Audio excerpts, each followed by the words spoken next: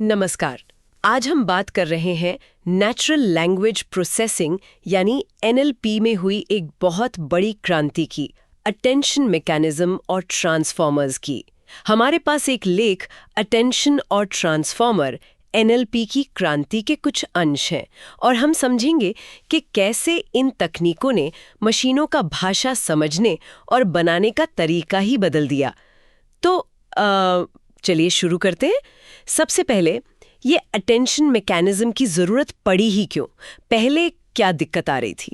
हाँ, ये अच्छा सवाल है। देखिए, जो पुराने सीक्वेंस टू सीक्वेंस मॉडल थे, खासकर आरएनएस पर बेस्ड, वो ना लंबे वाक्यों में थोड़े अटक जाते थे। मतलब अगर वाक्य बहुत लंबा है तो शुरू की जानकारी और आखिर की जानकारी के बीच का कनेक्शन बनाए रखना मुश्किल होता था। ऐसा लगता था जैसे इंपॉर्टेंट डिटेल्स कहीं खो गई हों। अच्छा, तो ये लॉन्ग रेंज डिपेंडेंसी वाली प्रॉब्लम थी। तो अटेंशन मैकेनिज्म इसको कैसे ठीक करता है? ये ध्यान कैसे देता है? हाँ, तो अटेंशन मैकेनिज्म ना मॉडल को ये सिखाता है कि इनपुट के कौन से हिस्सों पर ज्यादा फोकस करना है, जरूरत के हिसाब से। इसके 3 मुख्य कंपोनेंट्स हो सकते हैं। एक है क्वेरी, मतलब अभी किस चीज पर फोकस है। फिर है की, यानी इनपुट के अलग अलग हिस्से जिनसे तुलना करनी है। और फिर वैल्यू, उन हिस्सों की असली जानकारी। तो मॉडल क्या करता है? वो क्वेरी और हर की के बीच की सिमिलैरिटी देखता है और उसके बेसिस पर वैल्यूज का एक वेटेड सम, मतलब भारित योग, निकालता है। ओके, मतलब जिस जानकारी की ज्यादा रेलेवेंस है उसे ज्यादा वजन मिलता है। जैसे हम बातचीत में करते हैं, जरूरी बात पर ध्यान देते हैं। बिल्कुल बिल्कुल वही। इससे मॉडल सीख जाता है कि करंट टास्क के लिए इनपुट का कौन सा हिस्सा सबसे ज्यादा मायने रखता है। और इसके फायदे यही कि ये लंबे सीक्वेंसेस को बेहतर हैंडल कर पाता है, भाषा की बारीकियों को समझता है और मशीन ट्रांसलेशन, समराइजेशन जैसे कामों में परफॉर्मेंस काफी सुधर जाती है। ठीक है। और फिर 2017 में आए ट्रांसफॉर्मर्स। अब अटेंशन का आइडिया तो पहले से था, तो ट्रांसफॉर्मर्स ने ऐसा क्या खास किया? ट्रांसफॉर्मर सच में गेम चेंजर था। इसने आरएनएन्स और सीएनएन्स को पूरी तरह से हटा दिया और पूरी तरह से सेल्फ अटेंशन पर निर्भर हो गया। सेल्फ अटेंशन मतलब मॉडल इनपुट सीक्वेंस के अंदर ही शब्दों के आपसी रिश्तों को देखता है, कौन सा शब्द किससे जुड़ा है। और सबसे क्रांतिकारी चीज थी पैरेलल प्रोसेसिंग। ये पूरे के पूरे सीक्वेंस को एक साथ प्रोसेस कर सकता था, आरएनएस की तरह एक एक करके नहीं। इससे ट्रेनिंग का टाइम बहुत कम हो गया। ओह, एक साथ पूरा सीक्वेंस देखना, ये तो बहुत बड़ा चेंज है। तो इसको मुमकिन बनाने वाले मेन कंपोनेंट्स क्या हैं? इसमें सबसे अहम है मल्टी हेड सेल्फ अटेंशन। ये मॉडल को एक ही समय में सीक्वेंस के अंदर कई अलग अलग तरह के पैटर्न या रिलेशनशिप्स पर ध्यान देने की क्षमता देता है। जैसे एक हेड शायद ग्रामर देख रहा हो, दूसरा सिमेंटिक कनेक्शन। अच्छा, हाँ।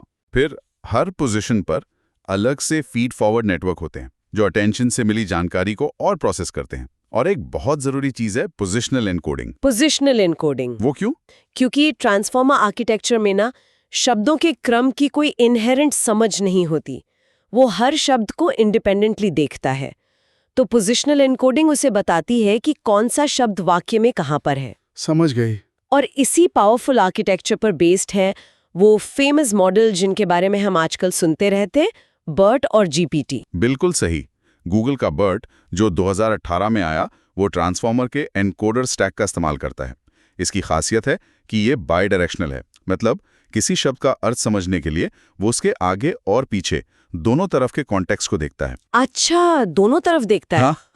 और ये प्री ट्रेंड होता है मास्क लैंग्वेज मॉडलिंग, जैसे वाक्य में खाली जगह भरना और नेक्स्ट सेंटेंस प्रिडिक्शन, ये अनुमान लगाना कि क्या 2 वाक्य एक के बाद एक आते हैं। और ओपन एआई का जीपीटी वो बर्ट से कैसे अलग है? जीपीटी सीरीज जैसे GPT-3 या GPT-4 ट्रांसफॉर्मर के डिकोडर आर्किटेक्चर पे ज्यादा फोकस करती है और ये ऑटो रिग्रेसिव है। ऑटो रिग्रेसिव मतलब ये अगला शब्द प्रिडिक्ट करने के लिए सिर्फ उससे पहले आए शब्दों को देखता है, एक एक करके।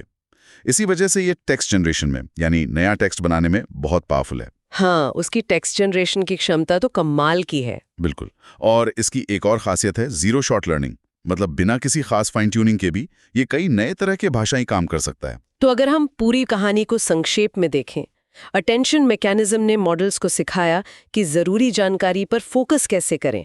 फिर ट्रांसफॉर्मर्स आए जिन्होंने सेल्फ अटेंशन और पैरेलल प्रोसेसिंग से इसे नेक्स्ट लेवल पर पहुंचाया, बहुत तेज और शक्तिशाली बना दिया। और इसी बुनियाद पर बने बर्ट और जीपीटी जैसे प्रभावशाली मॉडल। एकदम सही कहा आपने, ये एक बहुत अच्छा सारांश है।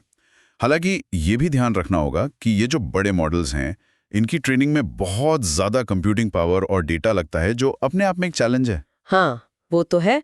और डेटा में बायस का इशू, या ये समझना कि मॉडल फैसले कैसे ले रहा है, यानी इंटरप्रेटेबिलिटी, ये भी बड़ी चुनौतियां हैं। बिल्कुल, ये अभी एक्टिव रिसर्च के एरिया हैं।